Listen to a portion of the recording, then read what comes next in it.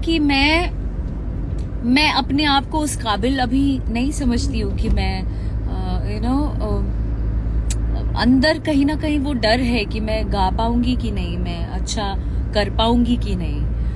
तो उन्होंने बड़ा सपोर्ट किया, उन्होंने बहुत, और पहली बार इस तरीके का गाना गा रही थी तो मेरे लिए बहुत ही ज्यादा चैलेंजिंग था कि मैं एक एक शब्द को कैसे डिलीवर करना है, कैसे गाना है और किस पे क्या एक्सप्रेशन आना चाहिए, उस चीज में मैं थोड़ी घबराई थी। और तो जय भीम भाई लोग, इस वीडियो में आज बात करना है चमरान स्टार विकास राव और अक्षरा सिंह के बारे में। जी हाँ दोस्तों, देखिएगा अक्षरा सिंह लाइव आकर क्या बोल रहे हैं। जी हाँ, तो चमरान स्टार विकास राव का गाना है जो काफ़ी मस्त गाना है, पहले गाना सुन लीजिए दोस्तों।